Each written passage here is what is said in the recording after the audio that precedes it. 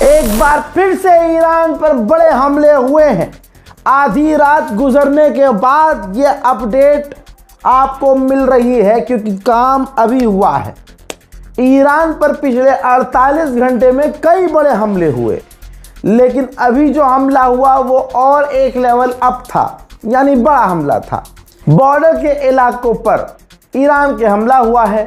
सिरिक, बंदर Abbas, कश्फ island, Jask, खुंदाब, उसके अलावा कई बॉर्डर के इलाके हैं ईरान के जहां अमेरिका ने पूरी ताकत से बड़े हमले किए हैं। बंदर अब्बास पर जो हमला हुआ, हमले जो बहुत अलग अलग जगह कई जगह हुए, लेकिन इन हमलों में बंदर अब्बास पर जो हमला हुआ है उसी का एक वीडियो है, देखिए।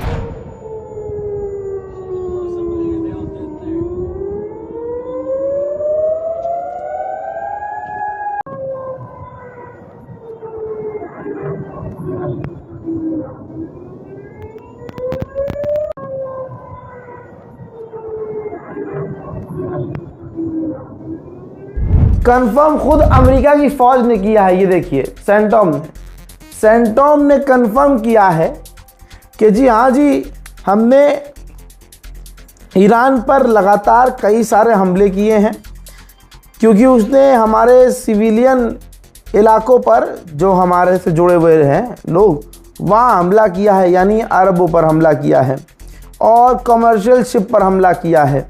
और इसलिए किया है ताकि जो कमर्शियल जहाज़ हैं हमारे, वो स्ट्रेट ऑफ हॉर्मुज़ से बिना फीस दिए, बिना रोक टोक निकल सके। ईरान पर हमला होने से पहले, हमला होते वक्त और उसके बाद तक एक ये डेटा देखिए। आसमान में स्ट्रेट ऑफ हॉर्मुज़ से लेकर ईरान तक फाइटर जेट और रिफ्यूलिंग एयरक्राफ्ट भारी मात्रा में उड़ते हुए नजर आए। साथ ही अमेरिका ने यह कहा कि ईरान ने स्ट्रेट ऑफ हॉर्मुज़ में कई सारे जहाज़ों पर ड्रोन लॉन्च किया था, दोबारा हमला किया था। ये एक और वजह थी जिसकी वजह से हमने ईरान पर हमले किए। अमेरिका का पूर्व सेंटोम का कमांडर कहता है कि अमेरिका चाहे तो ईरान के खर्ग आइलैंड पर कब्जा कर सकती है अमेरिका की फौज, और अगर ऐसा होता है तो हमारा पल्ला भारी हो जाएगा। ईरान को हमारी बातें माननी होंगी। हजरात, ये जो गुलाबी सूअर है, इसकी ज़्यादातर हरकतें बेकार है, बकवास और बच्चों ऐसी।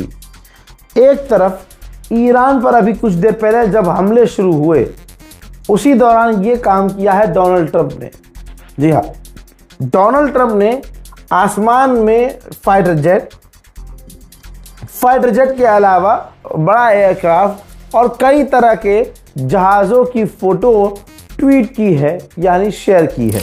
ईरान के विदेश मंत्री अब्बास अराक्ची ने ऑफिशियल बयान जारी करके कहा है कि जो अरब देश दुश्मन की मदद कर रहे हैं हम पर हमला करने के लिए, संभल जाएं, वरना हमारी जवाबी कार्रवाई में आपको तकलीफ ज़्यादा होगी। आपको वो 41 दिन वाली जंग याद है ना? अरे ईरान ने जब 41 दिन लगातार अमेरिका को और अरबों को लगाया था लाइन में।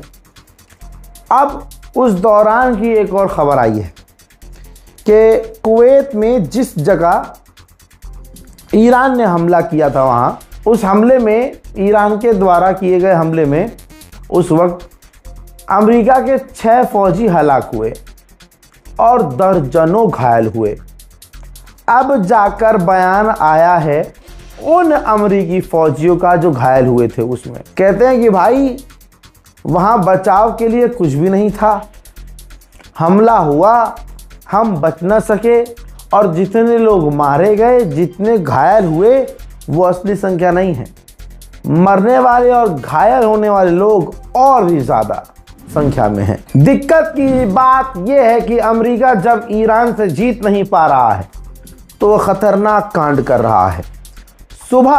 बीती सुबह ईरान के ऊपर जो हमला अमेरिका ने किया, सैटेलाइट इमेज देखिए, जानबूझकर ईरान के ऐसी जगह पर हमला किया, यानी बुशहर न्यूक्लियर पावर प्लांट के बेहद करीब हमला किया कि अब डर पैदा हो गया है कि अगर न्यूक्लियर रिएक्टर या केमिकल या किसी तरह की गैस लीक हो गई तो पूरे इलाके समेत जो खतरनाक गैस है वो पर्शियन गल्फ तक फैल जाएगी। इसराइल ने कहा है कि ईरान डायरेक्ट हमला इसराइल पर इसलिए नहीं कर रहा है क्योंकि इसराइल को पता है कि फिर जंग बहुत ज़्यादा बढ़ जाएगी और उसके बाद हम पर अगर हमला होता है तो अमेरिका तुरंत नेतन्याहू को परमिशन दे देगा ईरान पर हमला करने के लिए, और उसके बाद ईरान के साथ क्या होगा वो ईरान को पता है। अब ऐसे ही दूसरा अखबार लिख रहा है get ready to sudden death, यानी देखिए पहले तो इन्होंने फारसी में लिखा है, फिर इन्होंने इंग्लिश में लिखा है, फिर यहूदी भाषा में लिखा है ताकि यहूदियों को पहले समझ में आ जाए। लिखा है कि तैयार रहिए अचानक वाली मौत के लिए, यानी अचानक से आई मौत के लिए तैयार रहो। हज़रात वो बुढ़ा जो अमेरिका का मरा है, बात ये आई है कि मरने से पहले उसने डोनाल्ड ट्रंप से फ़ोन पर बात की थी बहुत नॉर्मल, और कहा था कि मैं सऊदी अरब और इज़राइल का नॉर्मलाइजेशन करवाने के लिए बहुत करीब हूँ, और भी कई बातें की थी लेकिन बुढ़ा वो अपनी आंखों से देख नहीं पाया।